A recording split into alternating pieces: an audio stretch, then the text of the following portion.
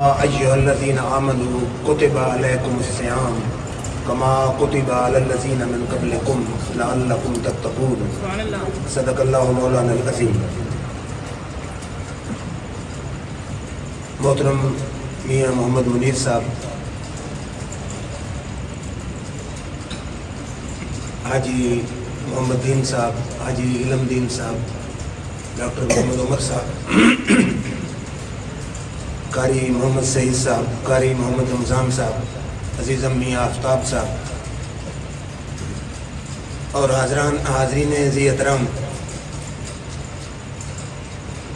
ہم اہل سنت والجماعت کا یہ عقیدہ ہے کہ اللہ رب العزت نے سارے ہی بند کرا دیا، آواز تکاری سے اپنے سے فکر دی ہے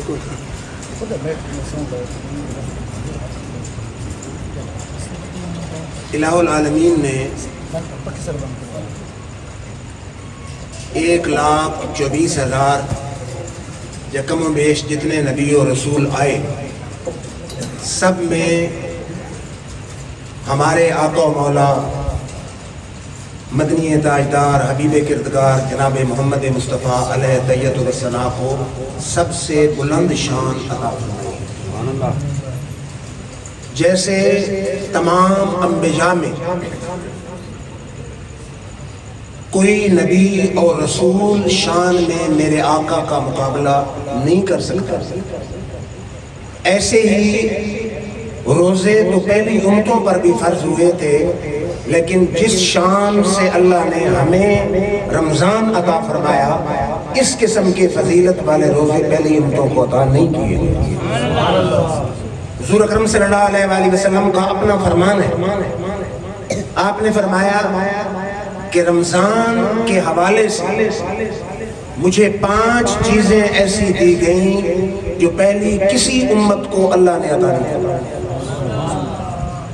پوچھا گیا جی کون سی 5 چیزیں ہیں جو آپ کی امت کو اللہ نے دی اور پہلی کسی امت کو نہیں دی؟ حضور اکرم صلی اللہ علیہ وآلہ وسلم نے فرمایا روزے دار کے منہ کی جو بو ہے وہ صرف میری امت کو یہ خصوصیت ہے کہ اللہ کے نزدیک وہ کستوری سے بھی افضل والا ہے۔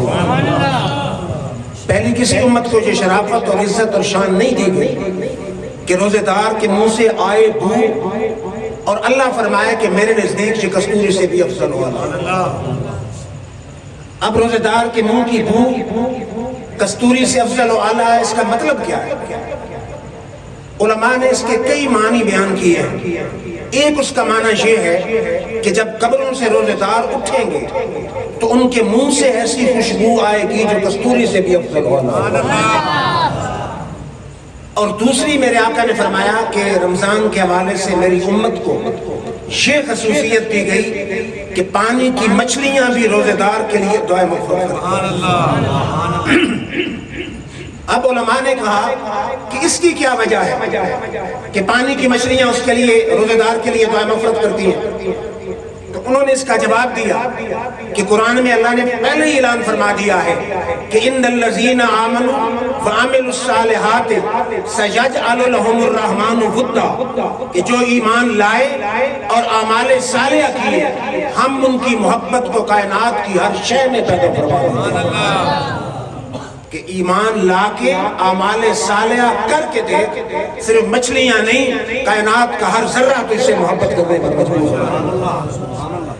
وہ شیخ سعدی رحمت اللہ علیہ فرماتے ہیں نا، میں ایک جنگل میں گیا، میں نے دیکھا کہ ایک آدمی ہے اور شیر پر سوار ہے، اور اس کے ہاتھ میں سانپ بطور لاٹھی اور ڈنڈا استعمال کر رہا ہے۔ میں حیران ہوا کہ انسان ہے اور شیر پر سوار ہے اور ہاتھ میں سانپ ہے، تو میں نے کہا یہ کیا معاملہ؟ جی مہربانی میں آپ کی محبت میں آتا ہوں، پیسے کی کوئی بات نہیں، یہ کیا معاملہ ہے؟ تو شیخ سعدی فرماتے ہیں کہ اس نے مجھے جواب دیا۔ وہ جواب کیا ہے کہ سعدی تو گردن سے حکم داغر میں پیچ، کہ گردن نے پیچت سے حکم تو ہیج، سعدی تو اپنی گردن خالق کائنات کے سامنے جھکا دے، خالق ساری کائنات کی گردنیں تیرے آگے۔ حضور اکرم صلی اللہ علیہ وآلہ وسلم نے فرمایا دوسری خصوصیت یہ ہے کہ پانی کی مچھلیاں روزے دار کے لیے دعائیں مغفرت کرتی ہیں۔ اور تیسری خصوصیت یہ ہے کہ میرا رب سارا سال جنت کو سجاتا ہے کہ جنت انتظار کر، تیرے اندر روزے دار آنے والے ہیں جو بڑی مشقت برداشت کرتے آ رہے ہیں۔ اور چوتھی خصوصیت یہ ہے کہ رمضان میں شیاطین کو پابند سلاسل کر دیا جاتا ہے، زنجیروں سے باندھ دیا جاتا ہے، تاکہ کملی والے آقا کے غلاموں کے دلوں میں وسوسے نہ ڈالیں۔ اور پوچھا گیا کہ پانچویں خصوصیت کون سی ہے؟ میرے آقا نے فرمایا جب رمضان کی آخری رات آتی ہے تمام روزے داروں کی اللہ تعالیٰ بخشش فرما دیتا ہے۔ اب آگے صحابہ کرام نے عرض کیا کہ یا رسول اللہ صلی اللہ علیہ وسلم رمضان کی آخری رات سے مراد لیلۃ القدر ہے؟ میرے آقا نے فرمایا نہیں، لیلۃ القدر مراد نہیں، رمضان کی آخری رات مراد۔ آپ نے حضور نے اس کی تشریح فرمائی، فرمایا جیسے مزدور مزدوری کرتا ہے تو جب کام مکمل ہوتا ہے مالک اس کو اس وقت مزدوری دیتا ہے، ادھر روزے مکمل ہو رہے ہیں ادھر میرا رب مزدوری پوری دے رہا ہے، اس کی بخشش فرما رہا ہے۔ اللہ اکبر، یا رسول اللہ، یا علی۔ پھر میرے رب نے اس رمضان میں روزے کی کتنی فضیلت عطا فرمائی ہے۔ حضور صلی اللہ علیہ وسلم نے فرمایا جو جان بوجھ کے روزہ چھوڑ دے بغیر بیماری کے، بغیر کسی خاص سبب کے، ساری زندگی روزہ رکھتا رہے تو رمضان کے روزے کا ثواب اس کو مفت اتنا حاصل نہیں ہو سکتا۔ اب دیکھیں نا، ایک روزہ چھوڑا اس نے جان بوجھ کے، اور پھر ساری زندگی حضور نے فرمایا روزہ رکھے، تو جو رمضان میں روزے کا ثواب ہے وہ اس کو کبھی میسر اللہ تعالیٰ نہیں فرما سکتا، کیونکہ رمضان میں اس روزے کی فضیلت ہی نرالی ہے۔ پھر اس مہینے کی کتنی فضیلت ہے۔ جب رمضان آتا تھا میں نے حدیث دیکھی تو میری عقل ہی حیران ہو گئی کہ حضور صلی اللہ علیہ وسلم کان رسول اللہ صلی اللہ علیہ وسلم یبشر اصحابہ، میرے آقا خود صحابہ کو خوشخبری دیتے تھے کہ مبارک ہو صحابہ رمضان آ گیا۔ کتنی بڑی فضیلت ہے، اتنا برکتوں والا مہینہ تو ہے کہ آقا نامدار مدنی تاجدار خود صحابہ کو یبشر اصحابہ، حضور خود صحابہ کو خوشخبری دے رہے ہیں، مبارک دے رہے ہیں۔ صحابہ وہ مہینہ آ گیا ہے کہ جس میں اللہ تعالیٰ نے اتنی برکتیں رکھی ہیں، فضیلتیں رکھی ہیں کہ اس مہینے میں جنت کے دروازے کھول دیے جاتے ہیں اور دوزخ کے دروازے بند کر دیے جاتے ہیں۔ پھر کتنی اس کی برکت ہے۔ میرے آقا نے فرمایا 3 آدمی ایسے ہیں کہ جن کی دعا میرے رب کبھی رد کرتے ہیں۔ پوچھا کہ جی کون 3 آدمی؟ فرمایا ایک مظلوم ایسا شخص ہے کہ جو بھی دعا کرے رد نہیں ہوتی، میرے رب فوراً اس کو قبول فرما لیتا کہ جس پر ظلم ہو رہا ہو۔ فرمایا دوسرا عادل حکمران، جو بھی دعا کرے میرے رب اس کو بھی شرف قبولیت عطا فرماتا۔ اور تیسرا فرمایا افطاری کے وقت روزے دار جو بھی دعا کرے اللہ رب العزت اس کی دعا کو بھی شرف قبولیت عطا فرماتا۔ پھر یہ بھی حدیث ہے میرے آقا کی، حضور صلی اللہ علیہ وسلم ایک دن تشریف لائے مسجد نبوی، آپ نے ممبر شریف کی سیڑھی پہ قدم رکھا تو آپ نے فرمایا آمین، دوسری سیڑھی پہ قدم رکھا فرمایا آمین، تیسری سیڑھی پہ قدم رکھا فرمایا آمین۔ صحابہ نے عرض کی یا رسول اللہ صلی اللہ علیہ وسلم ہمارے ماں باپ آپ پہ قربان ہو، آپ نے خلاف معمول ہر سیڑھی پہ آمین کیوں کہی؟ میرے آقا نے فرمایا جب میں مسجد میں آیا جبریل امین آئے، انہوں نے کہا یا رسول اللہ صلی اللہ علیہ وسلم میں نے 3 دعائیں مانگنی ہیں، آپ نے ہر دعا پہ آمین کہا۔ آپ نے بات نہیں سمجھی۔ اب یہ کہنے والا کون ہے؟ جبریل ہے۔ اور فرشتے جو ہیں قرآن کہتا ہے ہم بے امر ہی یعملون، کوئی کام اپنی مرضی سے نہیں کرتے، اللہ کو حکم سے کرتے۔ تو اللہ نے جبریل کو بھیجا کہ جا تو دعا مانگ، میرا یار اس پہ آمین کہے۔ اب دیکھیں نا کتنی عجیب بات ہے کہ ان دعاؤں کو شرف قبولیت کس نے بخشنا ہے؟ اللہ نے۔ تو جبریل سے دعا منگوا کے کملی والے آقا سے آمین کہلوانے کی ضرورت کیا تھی؟ رب خود پہلے عطا فرما دیتا۔ لیکن اس کا مطلب ہے رب کو بھی یہ پسند ہے کہ دعا کرنے والا جبریل ہو، آمین کہنے والا میرا یار ہو، تاکہ ہمیں عطا کرتے ہوئے ہماری عطا کو بھی لطف آئے۔ اب دیکھیں نا مانگتی ساری کائنات ہے ہندو مانگتا ہے دینے والا کون ہے؟ رب ذوالجلال۔ سکھ مانگتا ہے دینے والا کون ہے؟ رب ذوالجلال۔ شرابی مسلمان مانگے دینے والا کون ہے؟ رب ذوالجلال۔ ولی مانگے دینے والا کون ہے؟ رب ذوالجلال۔ غوث مانگے دینے والا کون ہے؟ رب ذوالجلال۔ نبی مانگے دینے والا کون ہے؟ رب ذوالجلال۔ رسول مانگے دینے والا کون ہے؟ رب ذوالجلال۔ لیکن دینے والا خود کہتا ہے صلی علیہم فإن صلاتک سکن لہم، اے میرے حبیب ہمیں پسند یہ ہے کہ تو دعا مانگے تاکہ تیری دعا ان کے دلوں کو چین لے جائے۔ دینے والے کو خود پسند ہے کہ دعا مانگنے والا کوئی اور نہ ہو، ہمارا محبوب ہو، تاکہ ما ینطق الہوا کے ہونٹ کھل جائیں، ہماری عطا کو بھی لطف آئے۔ فرمایا کہ صلی علیہم، دعا مانگ ان کے لیے، فَإِنَّ صَلَاتَكَ سَكَنٌ لَهُمْ، تیری دعا تیرے غلاموں کے دلوں کا سکون لے کر آئے۔ اب توجہ فرمائیے، پہلی دعا کیا تھی؟ جبریل نے کہا جی ہلاک ہو جائے وہ آدمی جو آپ کا نام نامی اس میں گرامی سنے اور پھر آپ کی ذات پہ درود پڑھے۔ تو جتنے اہل محبت، سارے اہل محبت بیٹھے اہل سنت ہے ماشاءاللہ، زندگی کا معمول بنا لیں کہ آپ کے سامنے کوئی تقریر کر رہا ہو، گفتگو کر رہا ہو، جب بھی آقا نامدار کا نام نامی اس میں گرامی آئے، آپ کا کام کیا ہے کہ دل میں فوراً آقا کی ذات پہ درود پڑھے۔ اور یہ بھی میرے آقا کی حدیث ہے کہ دو شخص جب بھی ملے اور محفل کے ختم ہونے سے پہلے اگر مجھ پر درود پڑھ لیں، اللہ تعالیٰ دونوں کی بخشش فرمائے۔ یہ درود کوئی معمولی وظیفہ نہیں ہے، بہت عظیم وظیفہ ہے، دنیا کے غموں کا بھی علاج ہے اور آخرت کے دکھوں کا بھی علاج ہے۔ کیسے؟ ابو داؤد میں حدیث ہے، مسلم میں بھی حدیث ہے، توجہ فرمائے۔ ابی بن کعب صحابی آئے، انہوں نے عرض کی حضور میں اپنے وقت کا چوتھا سا درود پڑھتا ہوں، باقی کچھ اور وضاحت۔ ٹھیک ہے؟ میرے آقا نے فرمایا ٹھیک ہے، لیکن اگر تو درود کے لیے وقت بڑھا دے تو تیرے لیے بہتر ہے۔ اس نے کہا جی چلو تیسرے سے وقت کا درود پڑھ لوں گا، باقی اور وضاحت۔ ٹھیک ہے؟ حضور نے فرمایا ٹھیک ہے، لیکن درود کے لیے اگر وقت بڑھا دے تو بہتر ہے۔ اس نے کہا جی پھر آدھا ایسے وقت کا درود پڑھ لوں گا، باقی اور وضاحت۔ اب ٹھیک ہے، میرے آقا نے فرمایا ٹھیک تو ہے، لیکن اگر درود کے لیے وقت بڑھا دے تو تیرے لیے بہتر ہے۔ اس نے عرض کی حضور گواہ بن جائیے، اب میں اپنا سارا وقت پڑھتے ہی درود دوں۔ اب میرے آقا نے دو جملے بولے، لکھ لیں دل میں، زندگی میں آپ کے اور آخرت میں بھی کام آئے گا۔ آپ نے فرمایا اذن تکفی ہمکا۔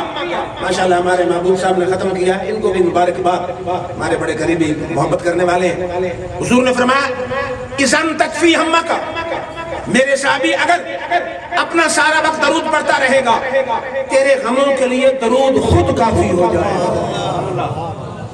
بات سمجھیں، فرمایا یہ نہیں کہا کہ غم ختم ہو جائیں گے، فرمایا درود خود تیرے غموں کے لیے کافی ہے۔ آج لوگ آتے ہیں، اولاد نہیں ہوتی، اولاد نافرمان ہے، رزق کا بندوبست نہیں، ملازمت نہیں مل رہی، یہ وظیفہ وہ بتا رہا ہوں کہ دنیا کے پیر نے نہیں بتایا، کملی والے آقا نے بتایا، تو سب پیروں کے پیر نے بتایا ہے۔ فرمایا اذن تکفی ہمکا، اگر درود کی کثرت کرتا رہے گا، درود خود تیرے غموں کے لیے کافی ہو جائے گا۔ کائنات کے سارے غم ختم ہو جائیں گے، ساری ٹینشنیں ختم ہو جائیں گی، سارے پرابلم ختم ہو جائیں گے، ساری پریشانیاں ختم ہو جائیں گی۔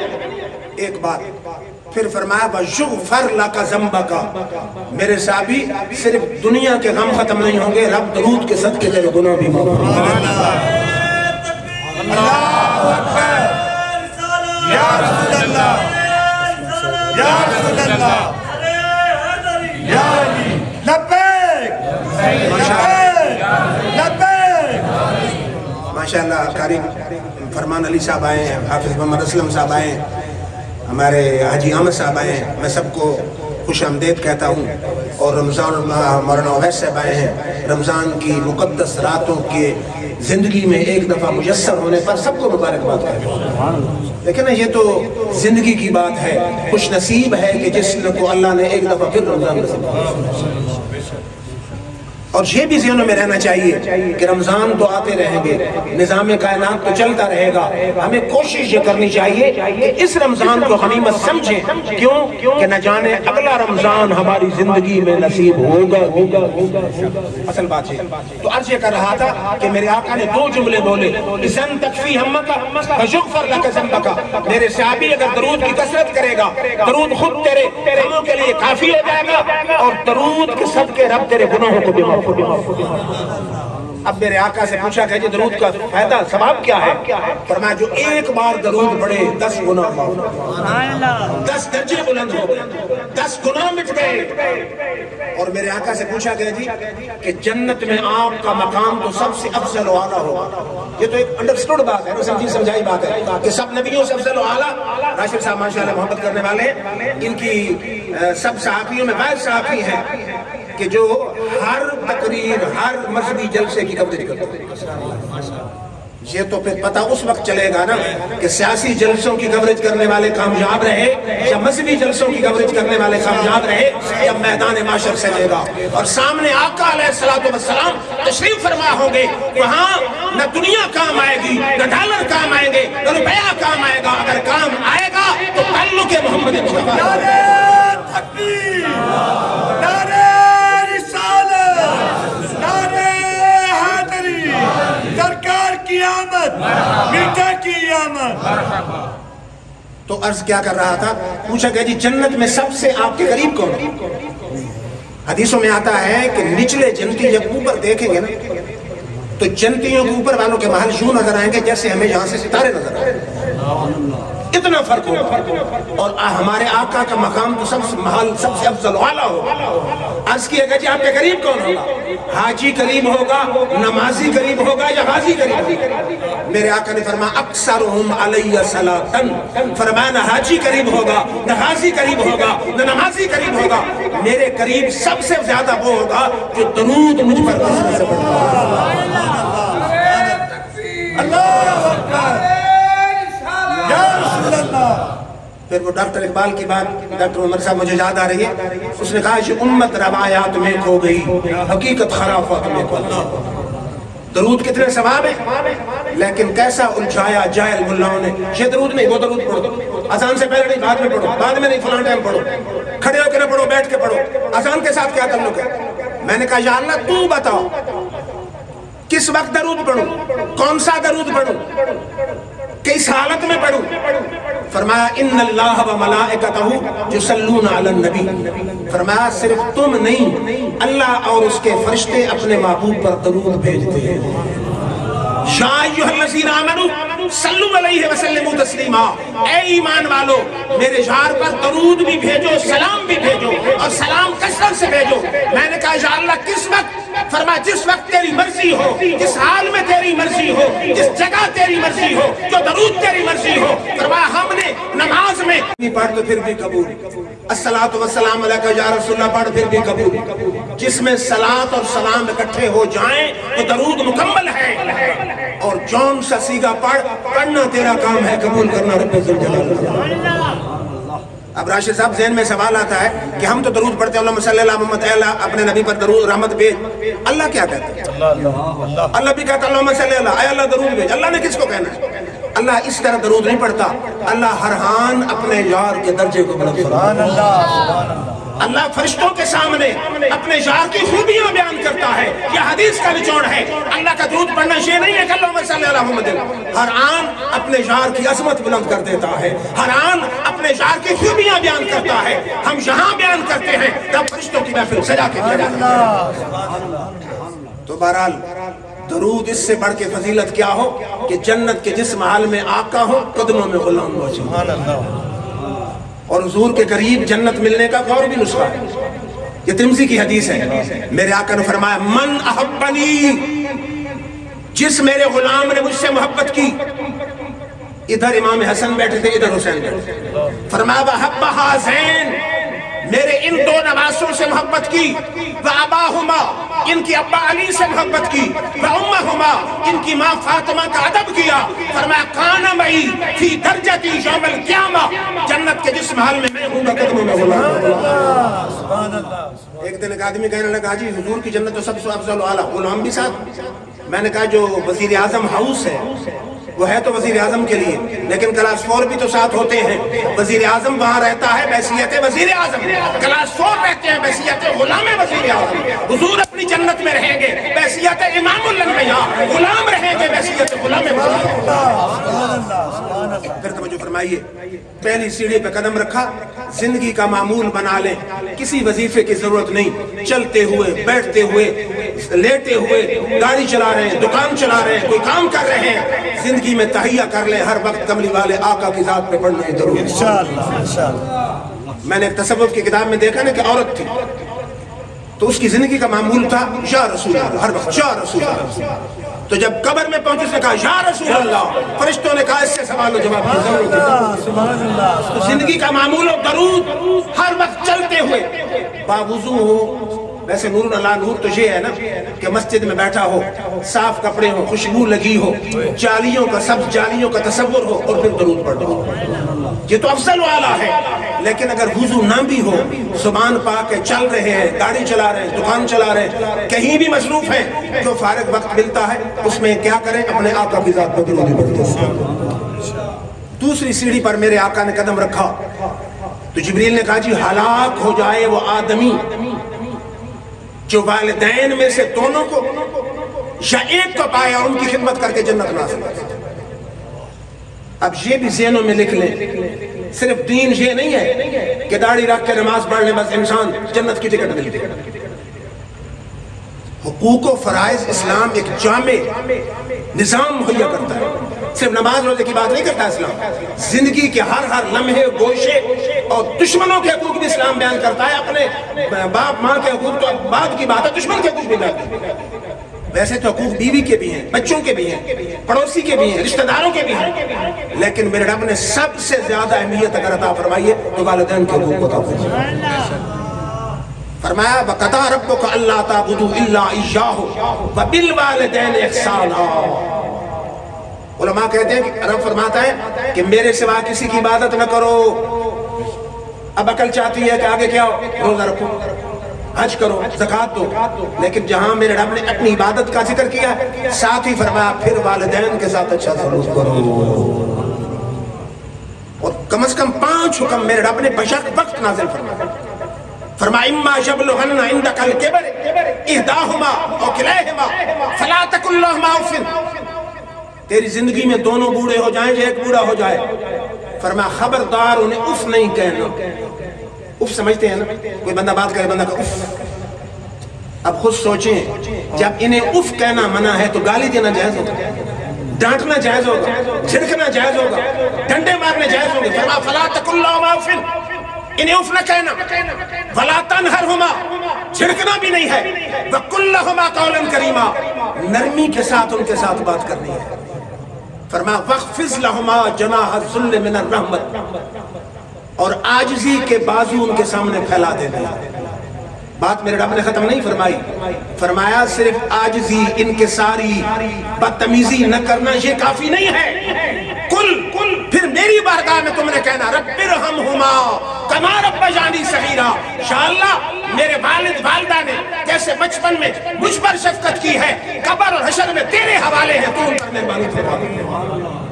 فرمایا زندگی میں مجھ سے دعا بھی مانگنی ہے، خالق دعا سکھا رہا ہے، کتنی عظمت ہے والدین کی۔ فرمایا میں تمہیں سکھاتا ہوں کہ والدین کے لیے دعا کیسے مانگنی ہے۔ کل تم نے کہنا ہے رب ارحمہما، یا اللہ دونوں پہ رحم فرما، کما ربیانی صغیرا، جیسے بچپن میں انہوں نے مجھے پیار سے پالا ہے، قبر میں تیرے حوالے ہیں، تو ان پہ رحم فرما۔ شریعت کا کیسا نظام ہے؟ میرے رب کو اور اس کے محبوب کو پتا تھا کہ ایسی بھی ناخلف بے وقوف اولاد آئے گی جو والدین کے لیے دعا مغفرت بھی صحیح نہیں سمجھے گی۔ ایسی بھی اولاد ہے، ضرورت ہی نہیں ہے، جائز ہی نہیں ہے۔ میرے رب نے کتنا کرم کیا، فرمایا چلو ہم اپنی عبادت میں والدین کے لیے دعا رکھیں۔ سبحان اللہ، سبحان اللہ، یعنی کتنی عظمت کی بات ہے۔ نماز میں نے شروع کی سبحانک اللہم، اللہ پاک الحمدللہ رب العالمین، سب تعریفیں عالمین کے پالنے والے کے لیے ہیں۔ سبحان ربش العظیم، اللہ عظیم ہے۔ سبحان ربش الاعلیٰ، اللہ عرفہ و اعلیٰ ہے۔ التحیات للہ والصلوات والطیبات، میری بدنی مالی باتیں رب کے لیے ہیں۔ پڑھتے پڑھتے آخر میں کیا کہتا ہے؟ ربنا اغفر لی، اے اللہ میری بخشش فرما، والدیہ، میرے والدین کی بخشش فرما۔ اور میں نے حدیثیں جب پڑھی نا جی تو میرا دماغ ہی حیران۔ حضور نے فرمایا والدین کی دعا اولاد کے حق میں یوں ہے، اتنی جلدی قبول ہوتی ہے جیسے نبی کی دعا امت کے حق میں۔ اللہ نے کتنا مقام دیا۔ اب حضور صلی اللہ علیہ وسلم کے متعلق میں کیا بتاؤں، بخاری کی حدیث ہے، حضور مسجد نبی میں خطبہ دے، ایک عربی کھڑا ہوا، اس نے کہا جی مال اولاد ہلاک ہو گئے، کھات ہے، دعا فرمائے۔ اب حضور کی دعا کو تیری میری دعا ہے، بخاری کے الفاظ حضور نے ایسے ہاتھ ابھی منہ پہ پھیرے نہیں، بادل آ بھی گئے، برسنا بھی شروع ہو گئے، مسجد نبی کی چھت ٹپکنی بھی شروع ہو گئی، حضور کی داڑھی سے بارش کے پانی کے قطرے چلنے لگے۔ یہ ہے دعا کی جلدی۔ فرق ہے عام آدمی اور نبی کی دعا میں فرق ہے، بلکہ دعا سے آگے نہ بات کروں۔ حضور نماز پڑھ رہے ہیں مسجد قبلتین میں، دل میں خیال آیا کہ ہمارا قبلہ ہے بیت المقدس۔ یہودی کرتے ہیں اعتراض کہ یہ کیسا نبی ہے، ادھر کہتا ہے شریعت نہیں، دین نہیں، یا نبوت نہیں، کتاب نہیں، قبلہ ہمارے والا ہے۔ حضور نے دوران نماز، حالانکہ دوران نماز آسمان کی طرف دیکھنا منع، حضور نے آسمان کی طرف دیکھا۔ اللہ کے محبوب ہے، میرے رب نے فرمایا جبریل آسمان کی طرف دیکھنے والا 24ویں صدی کا ملا نہیں، ہمارا محبوب ہے۔ اب مزہ تب ہے کہ 4 رکعت والی نماز ختم نہ ہو اور میرے یار کو بھائی نماز کے دوران پہنچے۔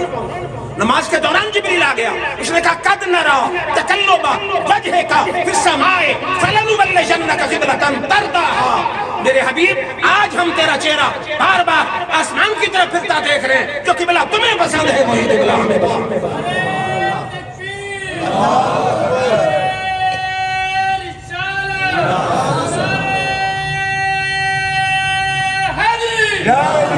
اگر حضور صلی اللہ علیہ وسلم اللہ کے محبوب نہ ہوتے تو چاہیے تھا اللہ ناراض ہوتا کہ لوگوں کو منع کرتے خود آسمان کی طرف دیکھتے ہو، لیکن میرے رب نے فرمایا میرے حبیب آج بار بار تیرا چہرہ آسمان کی طرف پھرتا دیکھ رہے ہیں، ہمیں کیا فرق پڑتا ہے، جو قبلہ تمہیں پسند ہے وہی قبلہ ہمیں پسند ہے۔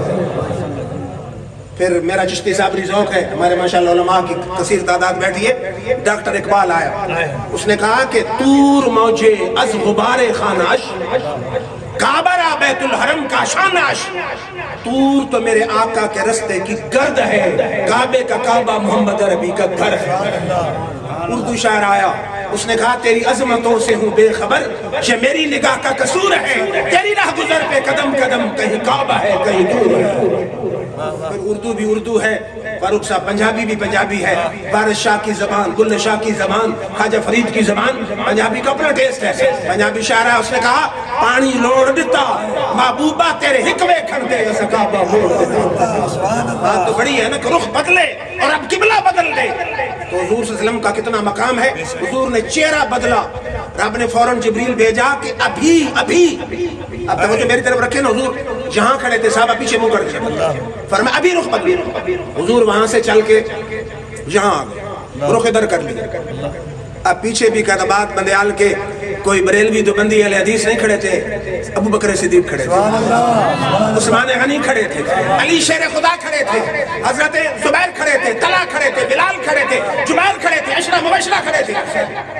مکی زندگی ساری منہ تھا بیت المقدس کی طرف، مدنی زندگی کے 17 مہینے منہ بیت المقدس کی طرف۔ عقل تو ربتی اور پھڑکتی ہے، اگر عقل کے غلام ہوتے کہتے یہ کیا تماشا ہے، مکی زندگی ادھر منہ کرایا، مدنی زندگی میں 17 مہینے ادھر منہ کرایا، اچانک پھیر لیا، انہیں کہا سونیا ہمیں بھائی کے آنے کے انتظار کی ضرورت نہیں ہے، جو کدھر تیرا چہرہ ہوگا ادھر ہمارا قبلہ۔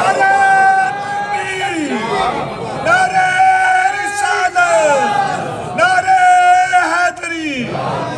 حضور نے رخ پھیرا نا، کسی ایک صحابی نے بھی رخ ادھر نہیں رکھا، چپ کر کے سب نے رخ پھیرا کہ تیرا سنگ در جو نہ مل سکا، تیری راہ گزر پہ جبیں سہی، ہمیں سجدہ کرنے سے کام ہے، جو وہاں نہیں تو جہیں سے۔ ہر ایک نے رخ بدل لیے۔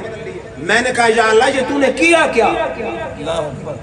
5 منٹ انتظار کر لیا جاتا، نماز ختم ہوتی، بھائی صحابہ کو سنا دی جاتی، سنانے کے بعد قبلہ بدلا جاتا۔ میرے رب نے فرمایا یہی تو امتحان تھے، اگر وہی سنا دی جاتی تو امتحان تو ختم۔ فرمایا فما جعلنا القبلة التي كنت عليها إلا لنعلم من يتبع الرسول ممن ينقلب على عقبيه۔ اب توجہ میری طرف رکھیں، قبلہ تھا ادھر حضور کا چہرہ ہو گیا، میرے رب نے فرمایا عاشقو بولو کعبے کو جاؤ گے یا کعبے کے کعبے کی طرف؟ امتحان یہ ہے، صحابہ کو پتا تھا قبلہ ادھر ہے، نہ وحی سنی نہ جبریل دیکھا نہ اللہ کا کلام سنا، اللہ نے فرمایا بولو کعبے کو جاؤ گے یا کعبے کے کعبے کو جاؤ گے؟ انہوں نے کہا کہ حاجیو آؤ شہنشاہ کا روضہ دیکھو، کعبے کو دیکھ چکے اب کعبے کا کعبہ۔ پھر اہل سنت کے امام سے پوچھنا، کعبہ شریف کا جو پرنالہ ہے نا، پرنالے کا رخ ہے مدینہ شریف کی طرف، کعبہ شریف کا پرنالے کا رخ ہے مدینہ کی طرف۔ اعلیٰ حضرت فرماتے ہیں جب گئے نا پرنالے کو دیکھا، پھر شاعرانہ تخیل ہے، دل میں عشق مصطفیٰ کی بجلیاں ہیں، فرماتے ہیں غور سے سن تو رضا کعبہ سے آتی ہے صدا، غور سے سن تو رضا کعبہ سے آتی ہے صدا، میری آنکھوں سے میرے پیارے کو روضہ دیکھو، کہ کعبہ پرنالے سے اشارہ کر رہا ہے، حج ہوتا وہاں یہاں ہے، مقبولیت کی مور مدینے میں لگتی ہے۔ تو بہرحال حضور صلی اللہ علیہ وسلم کی ذات پہ اب کیا دوسری عرض کر رہا ہوں کہ والدین، حضور نے فرمایا جتنی جلدی نبی کی دعا امت کے حق میں قبول ہوتی ہے اتنی ہی جلدی والدین کی دعا اپنے اولاد کے حق میں قبول ہوتی ہے۔ یہ بھی ذہنوں میں رہے، جہاں یہ شرط نہیں ہے کہ والد ولی اللہ ہو، حافظ ہو، عالم، کوئی شرط، صرف آپ کا والد مسلمان ہونا شرط ہے، چاہے گناہگار بھی ہو، اگر خوش ہو کہ اولاد کے لیے دعا کر دے رب اسے اتنی جلدی قبول فرما لے گا کتنی نبی کی دعا امت کے حق میں جلدی قبول ہوگا۔ کتنی باتیں آ گئیں؟ دو، والدین کا ادب، اور پھر یہ بھی حدیث ہے نا میرے آقا کی کہ جو والد کے چہرے پر ایک محبت بھری نظر ڈالتا ہے اللہ اس کو مقبول حج کا ثواب عطا فرماتا ہے، اللہ اس کو مقبول حج کا ثواب عطا فرماتا ہے۔ آج وہ ہمارے صدر مملکت نے والدین کے لیے قانون منظور کیا ہے، راشد صاحب قانون کیا ہے کہ والد کو نکالا نہیں جا سکتا۔ کتنے افسوس کی بات ہے، قرآن کے ہوتے ہوئے بھی ہمیں صدر کی طرف سے لا کے منظور ہونے کی ضرورت ہے، جب قرآن 5 حکم دے رہا ہے، لیکن بات یہ ہے نا کہ ہم نے قرآن پہ چلنا چھوڑ دیا ہے، والدین کا ادب چھوڑ دیا ہے، تبھی تو گورنمنٹ کو قانون منظور کرنا پڑا کہ اولاد والدین کو گھر سے نکال نہیں سکتی۔ افسوس ہے اب تو ہم بھی مغرب کے نقش قدم پہ چل رہے ہیں، اور مجھے اندازہ ہو رہا ہے جیسے وہاں اولڈ ہوم میں کہ والدین بوڑھے ہوئے اولڈ ہوم میں جا کے داخل کروا دیے، اب تو پاکستان کا بھی یہی حال ہے۔ لیکن میرے آقا کی حدیث کیا ہے؟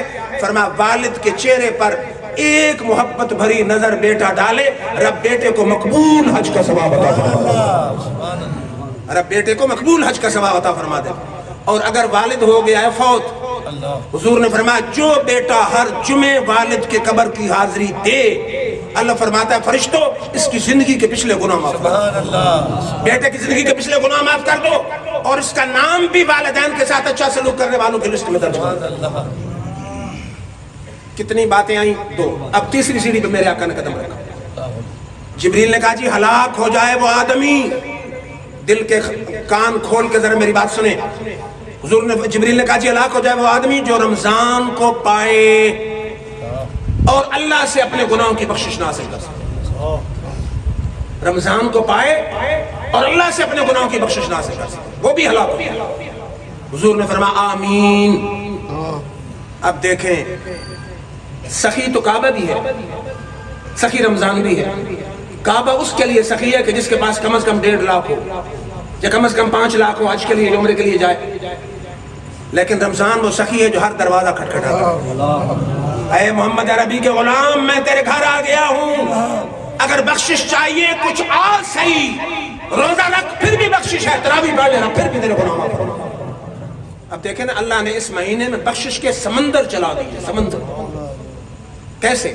حضور نے فرمایا من صام رمضان ثوابا واحتسابا غفر له ما تقدم من ذنبه، جو رمضان کے روزے خلوص کے ساتھ رکھے، اللہ کی رضا کے لیے رکھے، اللہ اس کی زندگی کے پچھلے گناہ معاف فرماتا۔ پھر فرمایا من قام رمضان ثوابا واحتسابا غفر له ما تقدم من ذنبه، جو رمضان کے روزے خلوص کے ساتھ اللہ کی رضا، رمضان کی تراویحوں میں کھڑے ہو کر قرآن سنے خلوص کے ساتھ اللہ کی رضا کے لیے، رب اس کی زندگی کے پچھلے گناہ معاف فرماتا۔ پھر اعتکاف عزیز بیٹھے ہوں گے ہمارے، حضور نے فرمایا جو ایک دن اللہ کی راہ میں اعتکاف بیٹھے، ایک دن، اللہ اس کو دوزخ سے 3 حقب دور کر دیتا. 3 حقب. پوچھا کہ بھئی حقب کتنا ہے؟ میرے آقا نے فرمایا زمین سے جتنا آسمان کا فاصلہ اتنا 1 حقب. ایک دن اگر اعتکاف بیٹھے، زمین سے آسمان جتنے 3 فاصلے رب دوزخ سے دور کر دیتا. اگر 10 دن بیٹھے تو پھر بخشش کا حال کیا ہوگا. پھر اس میں جمعۃ الوداع ہے، برکتوں والا دن ہے. پھر ایک دن میرے آقا بیٹھے ہیں نا، بنی اسرائیل میں لوگوں کی عمروں کا ذکر ہوا. پہلی امتوں کہ 900 سال عمر، 950 سال عمر. حضور کی طبیعت پریشان ہوئی کہ میرے امتی کی عمر تو 72 سال، 70 سال، 50 سال، 60 سال، وہ ہیں 950 سال. میرا امتی عمل میں مقابلہ کیسے کرے؟ اب یہ کو تیری میری بات ہے، اللہ کے محبوب ہیں. میرے رب نے فوراً جبریل کو بھیجا کہ میرے حبیب پہلی امتوں کی عمر کی طوالت کے حوالے سے پریشانی کی ضرورت نہیں ہے. وہ 950 سال تک عبادت کرتے تھے تو ثواب ملتا تھا. تیری امتی کو 1 رات ایسی دیں گے، عبادت 1 رات کرے گا، ثواب 1000 مہینے کا عطا فرمانا. پھر حضور صلی اللہ علیہ وسلم سے پوچھا گیا جی رات کون سی ہے؟ فرمایا میں چاہوں تو رات فکس کر دوں لیکن میری امت عمل سے آری ہو جائے. فرمایا رمضان کے آخری عشرے کی تاک راتوں میں تلاش کرنا تمہارا کام ہے، عطا فرمانا رب ذوالجلال کا. کون سی رات ہے؟ 21ویں کی رات، 23ویں، 25ویں، 27ویں اور 29ویں. 21ویں بھی گئی، 23ویں بھی گئی، 25ویں بھی گئی. خوش نصیب ہے جو 27ویں کی رات اپنے رب کو راضی کر لے. خوش نصیب ہے جو 29ویں کی رات اپنے رب کو راضی کر لے. پھر یہ بھی ذہنوں میں رہے عید کی رات بھی ضائع کرنے کے قابل نہیں. میرے آقا نے فرمایا جو عیدین کی راتوں میں اللہ کی عبادت کر کے، ریاضت کر کے، توبہ کر کے گزارے گا، قیامت کے میدان میں جب اکثر دل مردہ ہوں گے، اس عیدین کی رات عبادت کرنے والے کا دل وہاں بھی زندہ موجود ہوگا. اور پھر عید والا دن بھی انسان اللہ سے گڑ گڑا کے معافی مانگے، فرشتے اس کی دعا پہ آمین کہنے کے لیے موجود ہوتے ہیں. کہ جتنے گھڑیاں خوش برکت والی رہ گئی ہیں ہمیں چاہیے ہم ان سے استفادہ کریں، کیونکہ ہو سکتا ہے اگلا رمضان ہماری زندگی میں نصیب ہو جائے. پھر میرا رب کتنا رحیم ہے. حضور اکرم صلی اللہ علیہ وسلم نے فرمایا للہ اشد فرحن لتوبت عبدہ حین یتوب الیہ. بندہ چاہے 50 سال گناہ کرے، 60 سال گناہ کرے، گناہ اس کے حد سے بڑھ جائیں، فرمایا جب بندہ رب کی طرف رجوع کرتا ہے، اللہ تعالیٰ توبہ کرتا ہے، اللہ تعالیٰ بہت ہی خوش ہو جاتا ہے. میں سوچ رہا تھا نا کہ آپ کا اور میرا ملازم ہو، کوئی ہماری بے ادبی کر دے، کام نہ کرے، آئے معذرت، ہم دفع ہو جا، کیا معذرت ہے؟ لیکن رب کتنا رحیم ہے کہ ساری زندگی گناہ کر کے آ رہا ہے. اللہ فرماتا آیا تو لیٹ ہے لیکن پھر بھی میں خوش ہوں کہ تو آ گیا.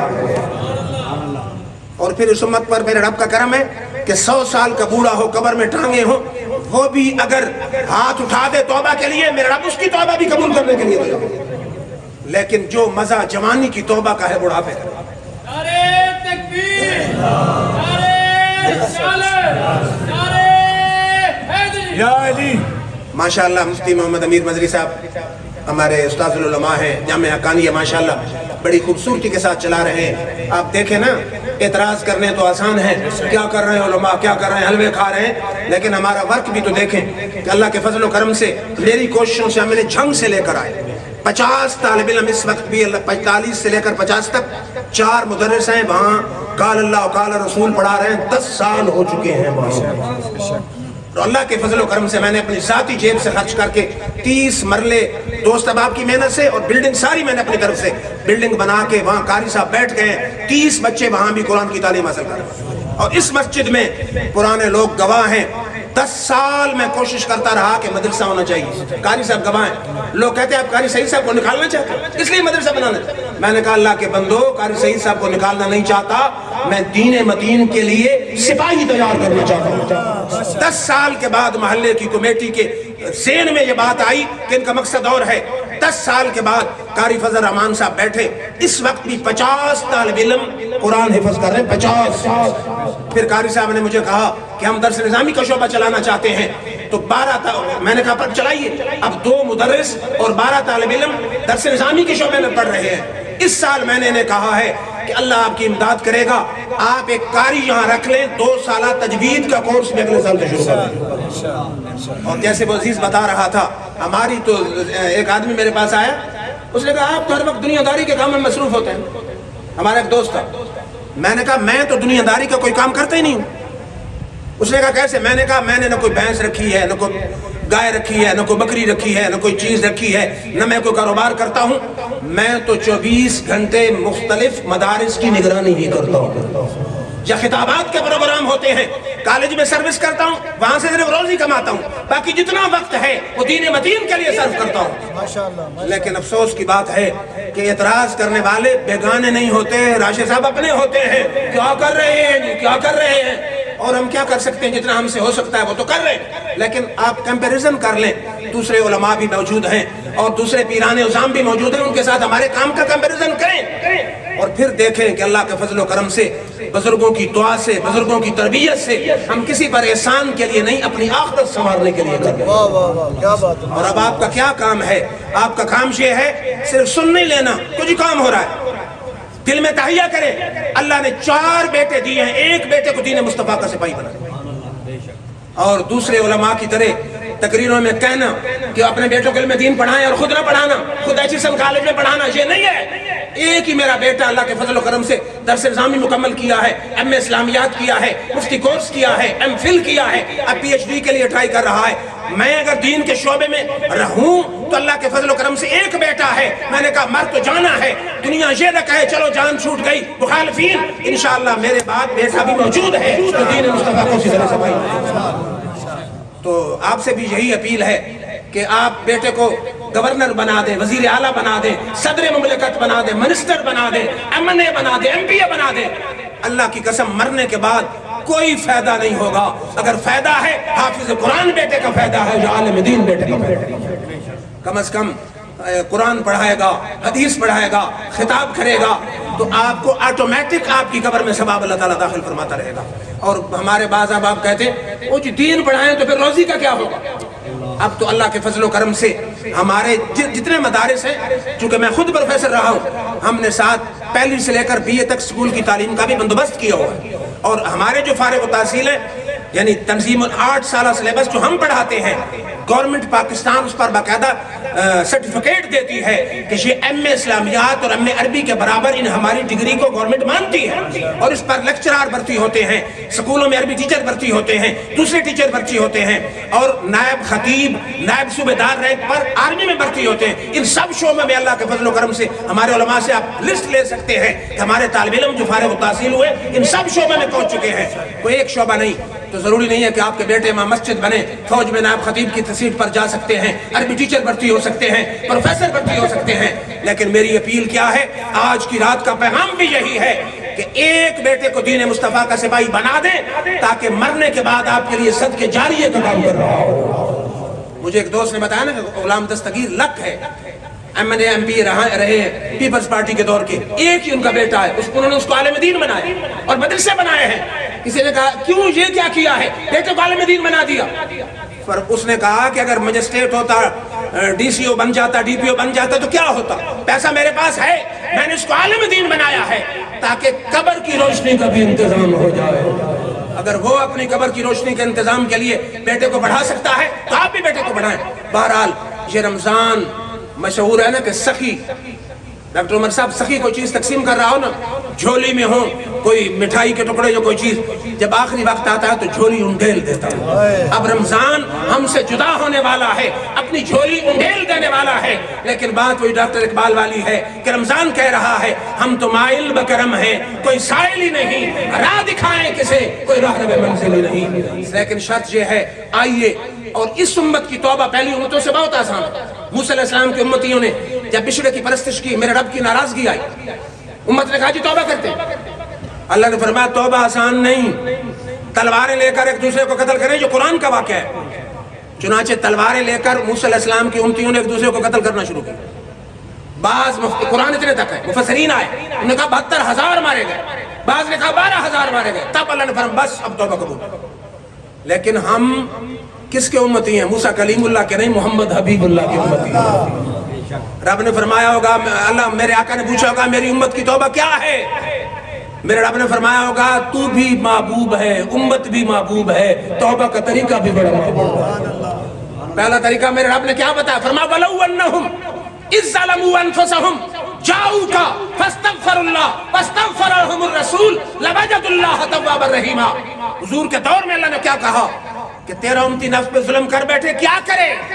قتل نہ کرے، فرمایا تیری بارگاہ میں آ جائے، معافی مانگے، اور تو اگر سفارش کر دے ہم بغیر قتل کرنے کس کے گناہوں کو معاف کرنے کا یہ تیار ہیں۔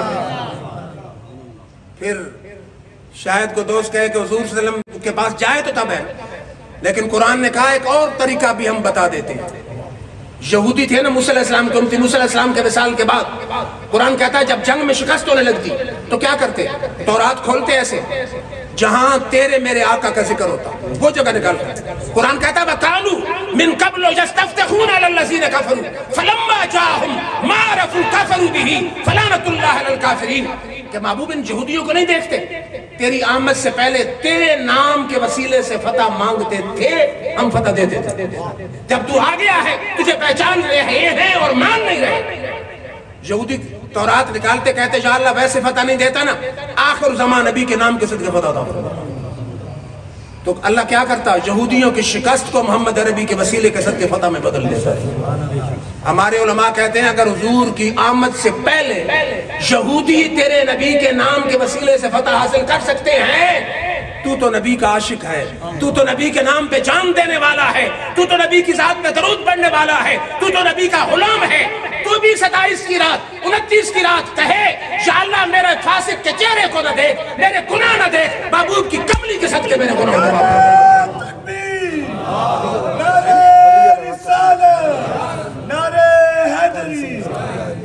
پھر ہمارے بندیال میں تو طریقہ کار مجھے بہت پسند ہے، اللہ کے فضل و کرم سے میں نے شروع کرایا تھا کہ 27ویں کی رات توجہ سے سماعت فرمائیں کیا ہوتی ہے۔ پہلے محفل ذکر، محفل نعت، 2-4 نعتیں ہو گئی، ذکر ہوا، پھر نماز تسبیح کی جماعت ہوتی ہے، پھر ہمارے چھوٹے بھائی صاحب بڑی خوبصورت دعا منگواتے ہیں، اللہ آپ کو توفیق دے، آئیں اس سال دیکھیں۔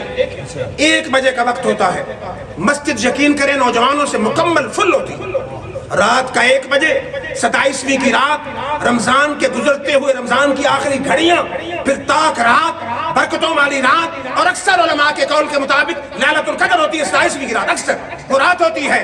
اسرار صاحب کہتے ہیں لائٹیں بند کر کے ذرا گریبان میں جھانکیں اور اپنے گناہوں کو یاد کریں۔